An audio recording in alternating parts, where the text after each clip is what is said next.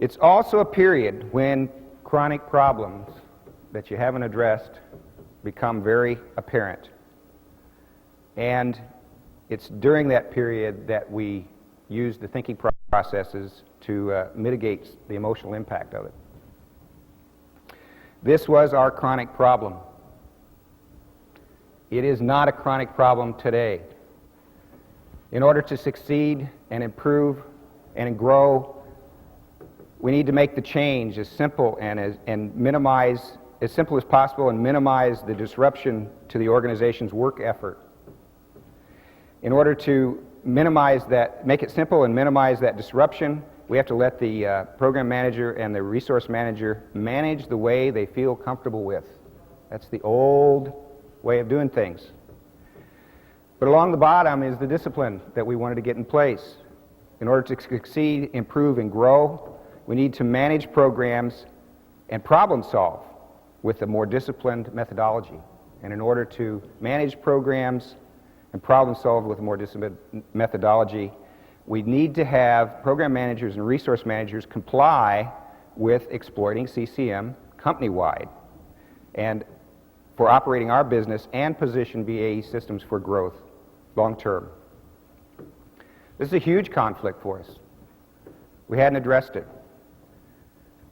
The team was feeding the organization from a fire hose.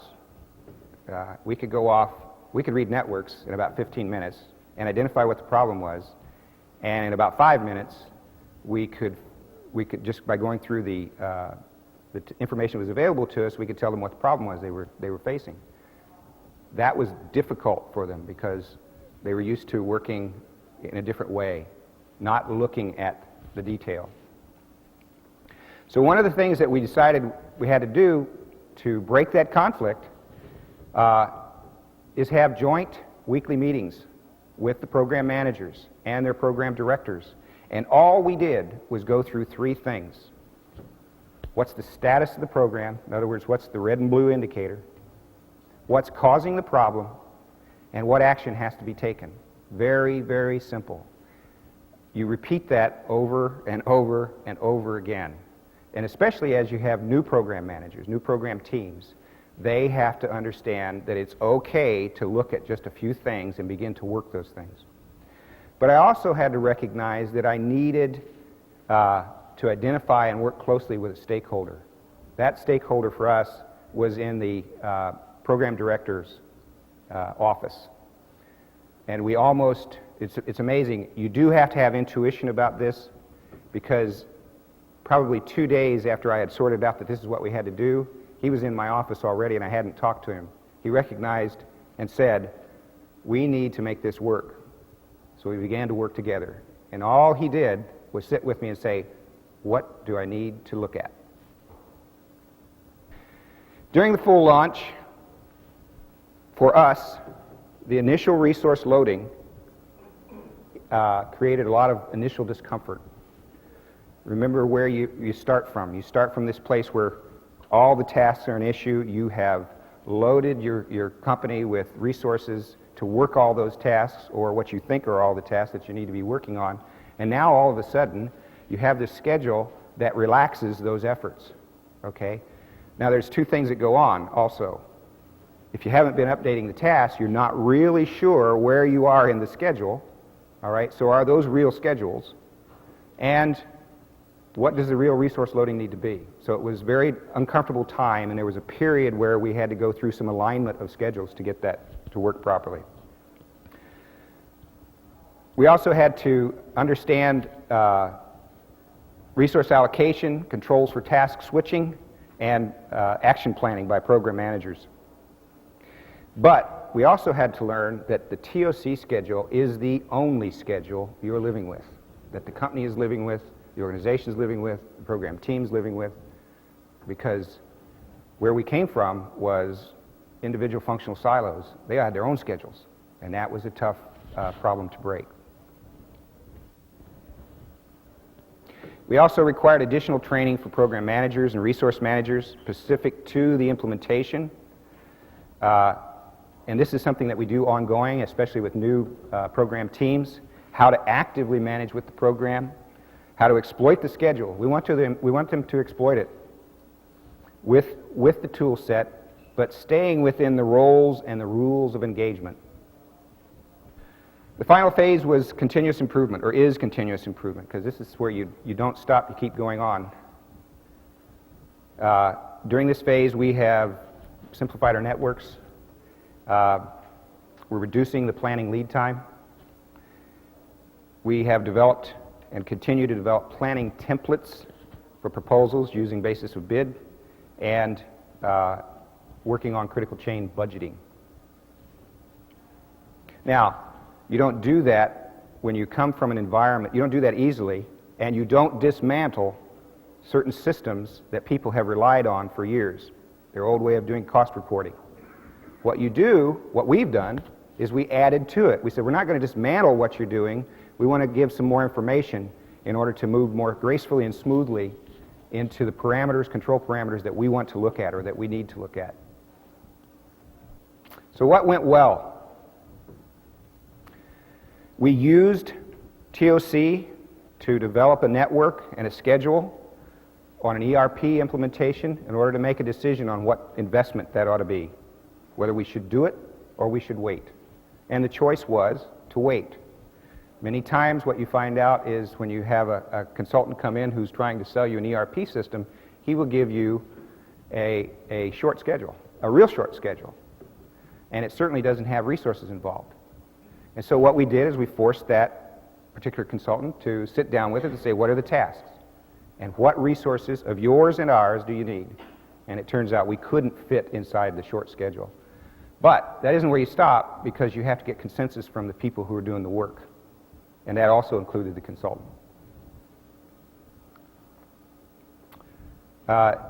During our initial building of networks, we identified a bottleneck, a design type of bottleneck. We have what are called I/O disconnect boxes, and there's a big wiring, wire list associated with it, and it's a very tedious process because it touches every aspect of the simulator. And it created a big bottleneck that was very obvious to us that was going to keep us, it looked like it was going to keep us from shortening our overall lead times. What it caused, it was like spearing a sacred cow. It was a good thing that I have been in development for a while, or they may have speared me. What they chose to do was go out and look at the technology. They first chose to believe, as we went through several iterations of this, the engineering department chose to believe that it was real. They looked at the technology that was available today from the automobile industry. And as a result, we are just about through an IR&D program where we will move this hardware-intensive, touch labor-intensive effort and engineering effort. The biggest portion of it moves out of the hardware world and moves into the software world. And so you end up updating databases, software, electronically, as opposed to touch labor and hardware all the time. What we also avoided was a doubling of the manufacturing staff, because we now could see the progress of programs and how engineering was doing against their commitments.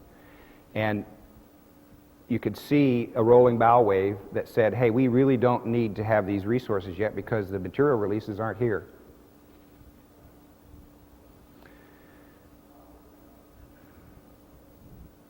Typically, we still have this struggle, we have what are called long lead items. Some of these long lead items can be 6 months. There are some long lead items, especially in the aircraft world, that can be a year. We used to go through a big effort, a lot of engineers involved, a lot of purchasing people involved, to identify these and get these long lead items on order. The problem associated with that is that when you have engineering work and you choose to use a long lead part, and it comes in and you choose not to use it later, it's a real difficulty for you. What we're seeing now and what we're able to do now is bring order and sense to that effort. And so we have reduced our carrying costs by not having parts in-house before they need to be in-house. Yeah, it was also during this period that we recognized that we can't be doing MRP like MRP ought to be done, or the way it's taught. And we recognized that it was much easier for us to subordinate our MRP system. It's a manual process, but really all it amounts to is, where do I need to position this order relative to TOC? And we provide manufacturing with a database of dates where major assemblies need to be either started or completed. And that allows us to work through that.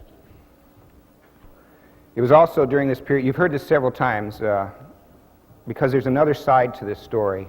We did recovered a highly strained relationship with a major customer, and today we have another contract with that customer, a multi-million-dollar contract. Something I can't say enough about, because I've watched us as a company struggle to try to put some kind of scheduling system in place at least 2 other times in the 15 years that I've been here, and failed. It failed miserably. This is the first truly unified approach to managing, scheduling, and synchronizing programs successfully in BAE systems. It has provided unprecedented project team visibility and understanding of the project requirements, and you heard this several times in the video. And unprecedented, this is the one that I liked, because I had gone through an MRP implementation, and I was very impressed with the fact that the technology had improved a bit, but it was still just a sea of data, and there wasn't an easy way to turn the data into information. What was a wonderful benefit out of this is that we were able to develop, and in a very simple way, just using commercial software and the information that comes out of that commercial software, an executive management information system for company-wide decision making.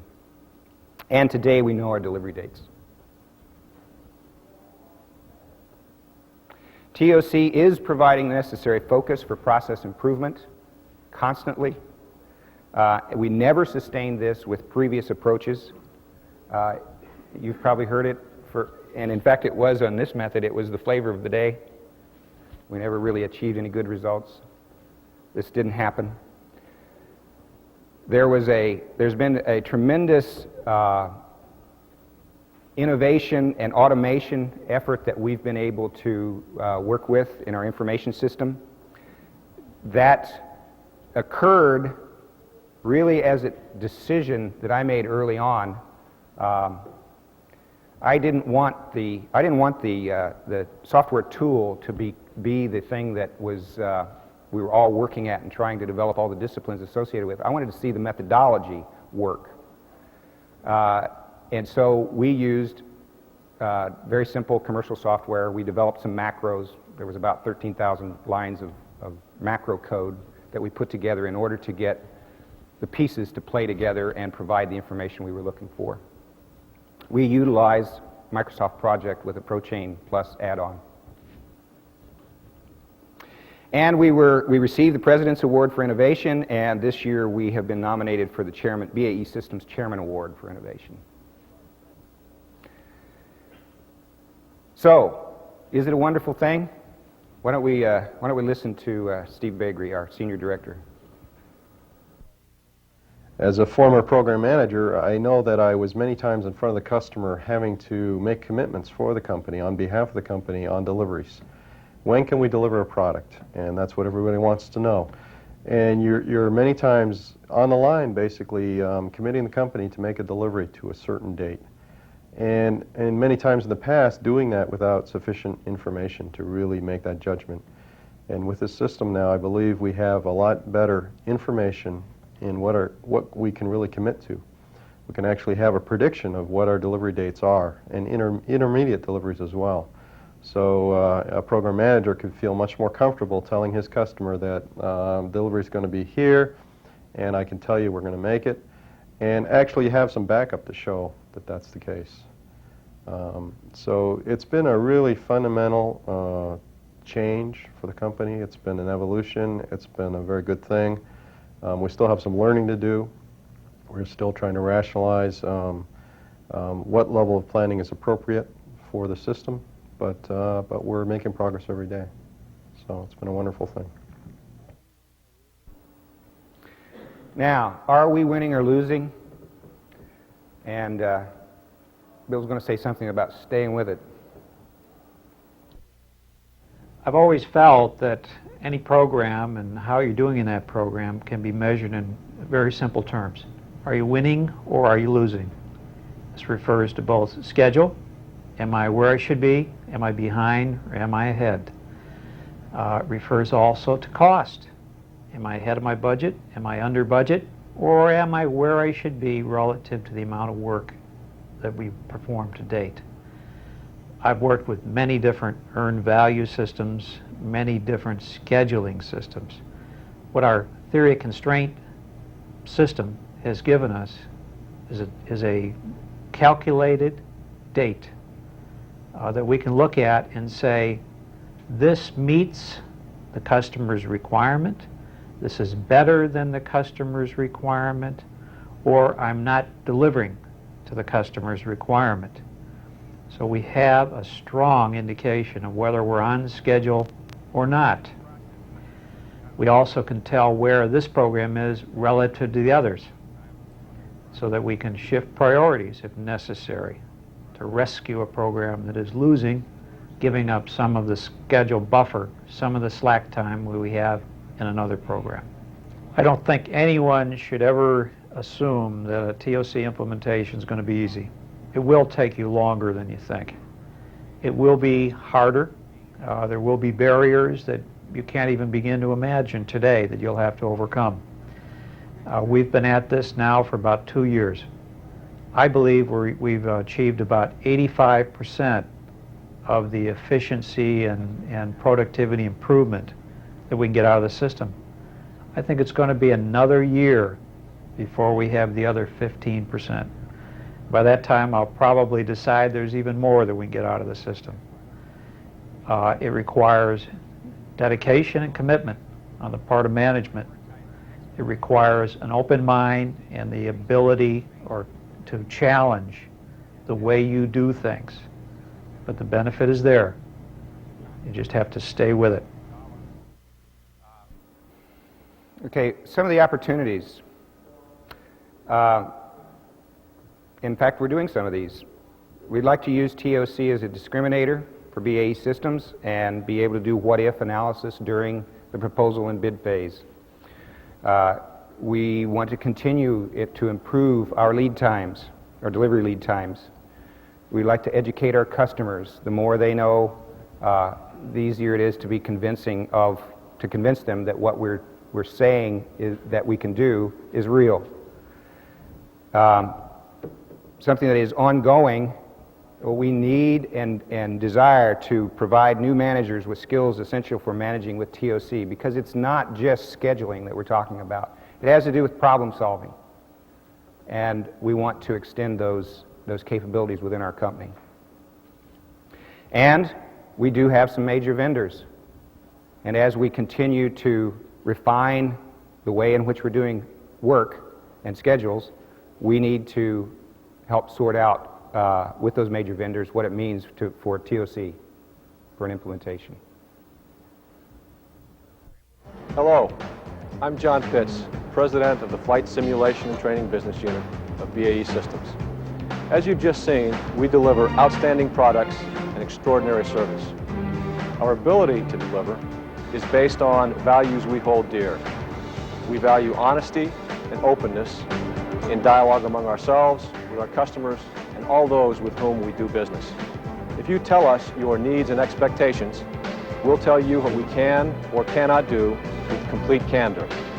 Then, as we agree on a way forward, we will deliver on our commitments so that you can deliver on yours. Military and civilian aviation will continue to reach beyond today's limitations by achieving new levels of technology and capability. And BAE Systems is ready to meet challenges beyond today's expectations and even beyond today's imagination.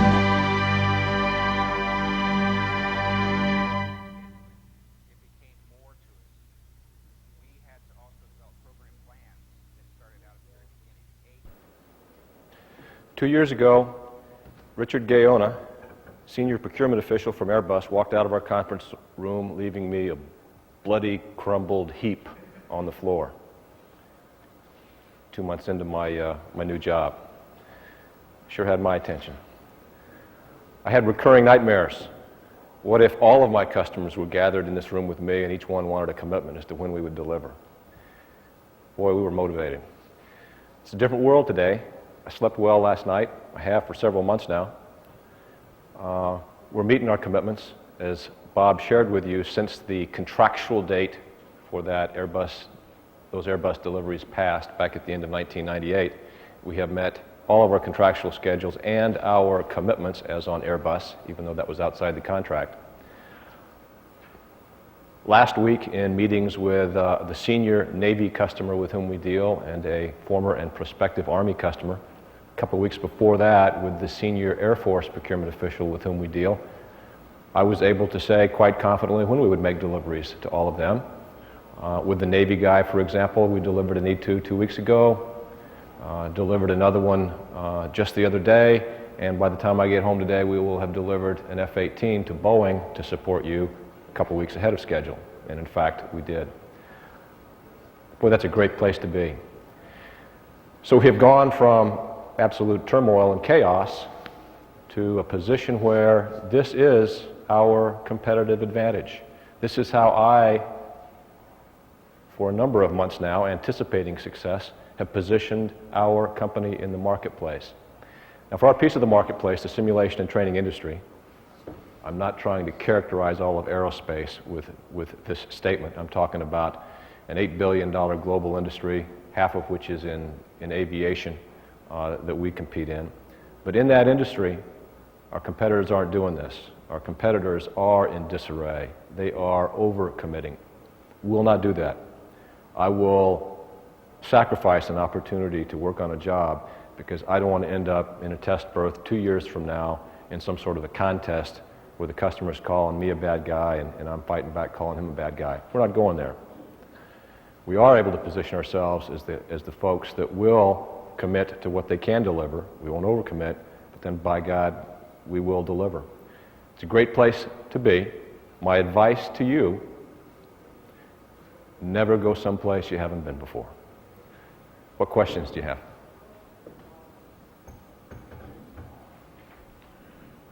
I'd like to commend you on a very fine presentation, by the way. I noticed a report that one of the managers showed, the red and blue, he called the EKG. Do you have any examples that we can see, or can you tell us a little bit more about that report? And secondly, how many TOC experts have you trained? Currently today, we have 3. We started out with 4. They are not the same 3, but there are 3 of us in the facility. That's one of the things that I, as a matter of fact, have gotten some additional training for. We need to increase our expertise in that area for the size of our company. Because you begin to be a bottleneck for information, for decision making, and for planning new programs if you don't have enough internal expertise to deal with that. The signal that I was talking about is purely, the information comes out in our Microsoft project, and it's just a column in a Access database. And all we do is take the difference between percent of critical chain completed and percent of project buffer completed. Take the difference between the two. If that difference is 0, you're pretty much on track. If it's greater than 0, you're pretty much ahead of plan. And if it's less than 0, you are behind plan. And that's when you ought to be taking a harder look at things. So it's not anything fancy. It's real straightforward and comes out of the methodologies that we're using.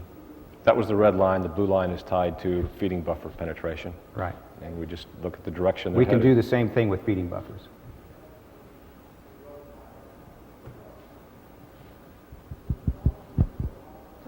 Testing? Yeah. We can hear you. Oh, okay. I thoroughly enjoyed your presentation, and about 2 weeks ago saw the presentation that you did a year ago, and was very interested in how that was left, and Ellie's final words on your not pursuing the Mafia offer when the question of excess capacity came up. So it was really good to see the conclusion today. Let me introduce myself. My name is Greg Herzberg. I'm with the Boeing Company. And obviously we have similar businesses. Both build aviation products, both build complex projects, multi-project environment and all. You also have military customers. And as Mr. Newell said, he's worked with several earned value systems.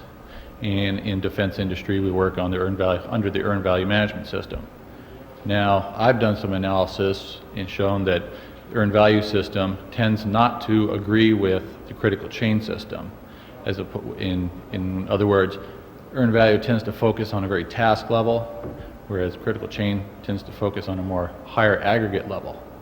So my question is, as you move from focusing on resource utilization to resource capacity and availability, how do you handle slack periods where a particular resource may not have an active task to work? Under earned value, if you're not working on the program, then you don't really have a budget to charge to. And so the costs for a particular program are tightly controlled that way. But under this kind of paradigm, where you're not really focusing on the task, you're focusing on how much throughput to get, what do you do with a resource when he doesn't have an active task to work on? Okay, I would break that into a couple of pieces. First of all, we would agree with you that traditional, conventional earned value systems just don't correlate very well with, certainly with what we're doing in critical chain scheduling. So to that end, we have an advantage that you don't have on some larger scale programs, and that is very few of our programs require earned value reporting, a benefit for us. On the other hand, there is some value there, and so we have made some great efforts, both Bob and Bill Newell, to invent our own earned value system to apply with our critical chain scheduling, which is far too complex for me to begin to explain to you here, but I'm sure Bob will be happy to talk to you at greater length. You do have the issue with figuring out what your real capacity is and how much do you need that's a resource buffer and how much might genuinely be excess. That poses a real management challenge, especially as you're trying to get buy-in to a system like this for an organization that has all sorts of tendencies to resist. So we made some commitments early on that said, because we wanted buy-in so badly, that if we had extra resource, we're going to carry it as we continue to get good at this and figure out how we position the marketplace. And as we discovered that perhaps we had excess, it would probably be treated with folks that might otherwise leave, normal turnover, and simply not replacing them, such that we've not gone in and taken excess engineers and laid anybody off, for example. So we did that for a very strategic purpose to make sure that we got as much buy-in as we could while we tried to get our act together. We are just now, as we get into full implementation, looking at using the system in a much more robust fashion with regard to our resource planning. We will revisit the issue that Ellie and I debated briefly a year ago. He neither convinced me nor I convinced him in that little debate, as I'm sure you saw. But it is a bona fide issue that we'll have to continue to address. I don't have an easy answer to it right now. Thank you very much. Yes, sir. Did you want to add anything to that, Bob? Well, one thing I did want to add. Am I on? Yes. Okay. One thing I did want to add is conventional earned value goes down to a lower level than we want to or need to convince ourselves that we are performing to schedule and performing to cost. We like to look at it at a much more aggregated level. In fact, our earned value reporting is on an 8.5 by 11 sheet, okay, and it's got about 6 or 8 columns on it. And the real interesting information for me, from my perspective, is right at the bottom. It's the bottom row. I'm not interested too much in what the functionals are doing, other than have they got enough hours in the network relative to the hours in their budgets. Okay, so it's a much more aggregated level. That's not to say that there is no detailed planning, but what we have begun to learn is that there are appropriate segmentations. Right. And there are the right things to manage, and there are things that we simply want our engineers and functional managers to go manage, and I'm not going to look over their shoulders in that regard, so long as that EKG's looking okay. Sir? You indicated on one of your slides that the TOC schedule must be the only schedule that you manage by. Since you have high-level critical chain management and you also have a requirement to manage detail tasks, I'm wondering how you accomplish this both culturally and technically. Sure. It's this segmentation issue. We manage the business with TOC, but there is that break point where clearly there's lots of detail below some of those schedules that we track, measure, and so on. And so there are other schedules, if you will. The point of the slide, perhaps not stated as clearly as it should be, is that all those subordinate schedules very much dovetail with and comply with the theory of constraint schedule. We're probably trying to address in that chart the fact that as we began this process, not more than 6 or 7 months ago, we had our TOC schedules, and we still had folks putting together Gantt charts telling a different story, saying that's the way they're managing their business. So we've made that go away, but your point is well taken. Beneath our level of measurement and monitoring, there are, of course, more detailed schedules that folks are working to. We're managing on a daily basis 10,000 tasks right now across the business. We would simply constipate ourselves if we tried to, you go down one level and all of a sudden you got 100,000 tasks. We're just not going to try and do that. That's among the lessons we've learned in this. I would guess the first couple of networks we made some serious mistakes with regard to everything we tried to collect, and so we've gone back and forth. It's experimentation, and I'll tell you, we have some program managers. We have one comes clearly to mind that would like to take it up to 1 or 2 tasks and just say, "Trust me, and everything's going to be okay." We still have that. He's in a minority now. He used to have quite a following, but he's in a minority now. Let me make a comment that when they started, like many of you have also experienced, is they didn't think their business could be mapped out. We make one-of-a-kind units. We can't figure out what it takes to make it. It's more art. It's about creativity. I'm sure several of you have heard that. Part of the approach in taking detail in is to overcome that paradigm, that the fact that you could document it overcame an obstacle. Now the decision came, what do you really need to manage by? And people were able to move to a much less level of detail to manage the program. But I'm sure many of you have gone through that element because we've never been able to map it out, it can't be done. And their answer is, show me more detail, show me more detail. This system is very robust. You can get down to whatever detail you want to, but is it usable to manage? And that's really the change that has undergone, and it happened almost immediately. I think after the first 4 programs, they started to make that shift, and they continue to refine that as things have gone on. I'd like to add to your question. One of the things that I recognized, having been a project engineer and working with material releases, is that there's a whole lot of detail in a parts list and in a bill of material. We have, and that information, by the way, has to be categorized and cataloged on how the engineering folks are going to go about developing their designs.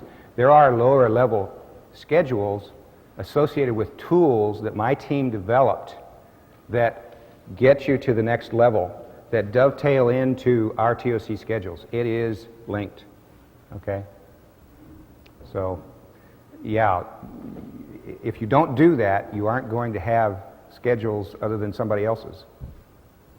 Okay. Any other questions?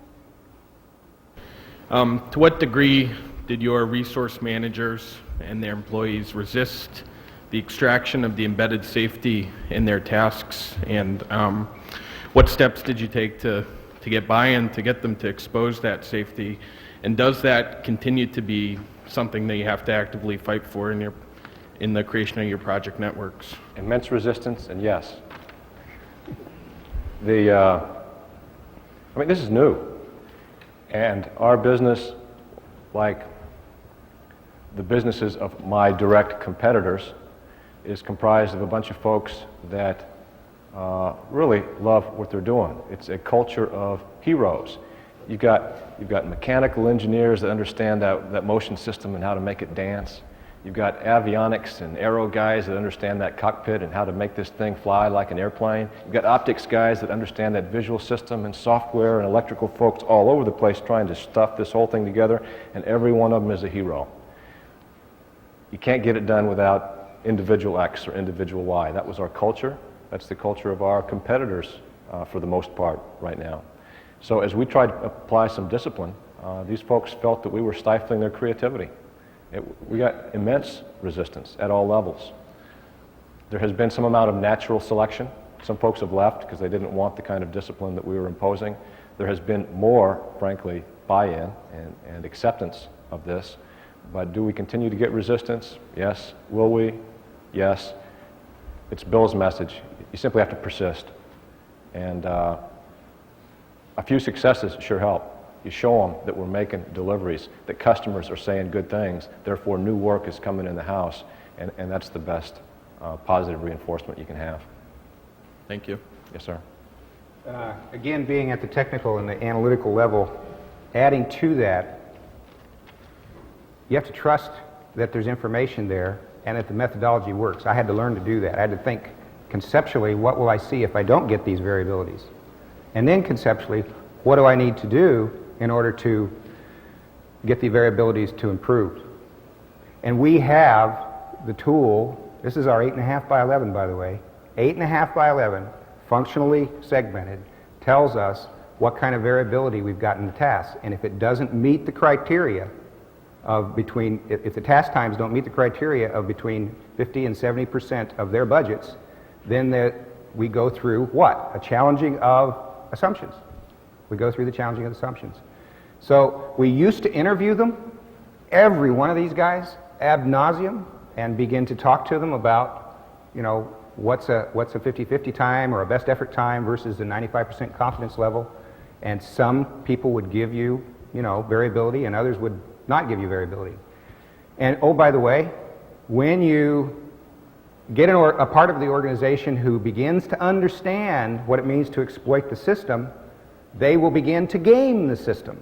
And we just had that experience on an A340 program where we didn't see any variability in one area in manufacturing, but we caught it because we have the tools that allow us to just, okay, what does it look like today? What's this 8.5 by 11 tell us? So then you go and you challenge assumptions with those individuals who gave you the test times. So it's not hard. It all sounds real good as we stand here today. Right. That kind of resistance has brought Bob virtually to his knees more than once. Yes. It's hard, and a lot of folks all over the company can get real discouraged. So this is a resilient man. He's taken a lot of internal beatings, forcing this into the organization. It pays off.